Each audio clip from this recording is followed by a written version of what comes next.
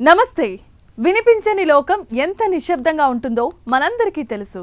పుట్టుకతోనే వినికిడి లోపంతో పుట్టిన బిడ్డలకు ఇప్పటి వరకు వినికిడి యంత్రాలు లేదా సర్జరీలు మాత్రమే దిక్కు. కానీ ఇప్పుడు వైద్య శాస్త్రం ఒక అద్భుతాన్ని సృష్టించింది. కేవలం ఒకే ఒక్క ఇంజెక్షన్తో కొద్ది వారాల్లోనే పుట్టుకతో చెవుడున్న వారికి వినికిడి శక్తిని తిరిగి ప్రసాదిస్తున్నారు శాస్త్రవేత్తలు. ఆ సరికొత్త చికిత్స వివరాలేంటో ఇప్పుడు చూద్దాం.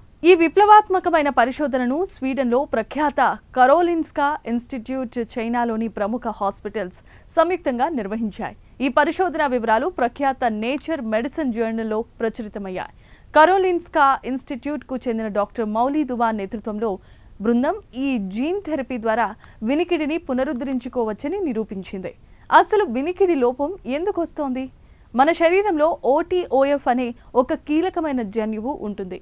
ఇది ఓటోఫెలిన్ అనే ప్రోటీన్ను తయారు చేస్తుంది. ఈ ప్రోటీన్ లేకపోతే లోపలి చెవి నుండి మెదడుకు శబ్ద సంకేతాలు వెళ్ళవు. ఫలితంగా మనిషికి ఏమీ వినిపించదు.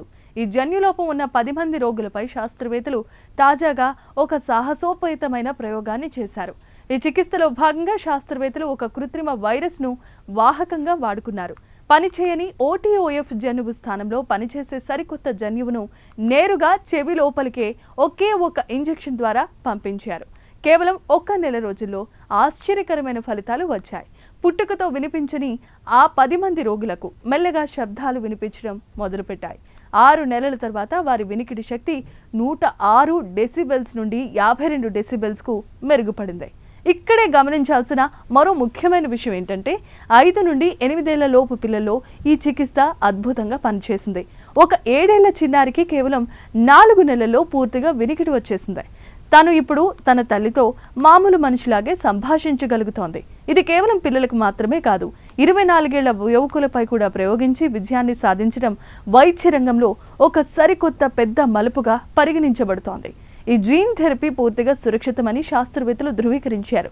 తెల్ల రక్త కణాలు స్వల్పంగా తగ్గడం మినహా ఎటువంటి సీరియస్ సైడ్ ఎఫెక్ట్స్ కూడా కనిపించలేదు. ప్రస్తుతం ఓటీఓఎఫ్ జన్యువుపై విజయాన్ని సాధించిన శాస్త్రవేత్తలు భవిష్యత్తులో జీజేబీ2 మరియు TMC1 వంటి ఇతర సాధారణమైన వినికిడి లోపాలకు కారణమయ్యే జన్యువులపై కూడా పరిశోధనలు చేస్తున్నారు. రాబోయే రోజుల్లో పుట్టుకతో వచ్చే చెవుడుకు శస్త్రచికిత్స అవసరం లేకుండానే ఇంజెక్షన్తో చెక్ పెట్టొచ్చు.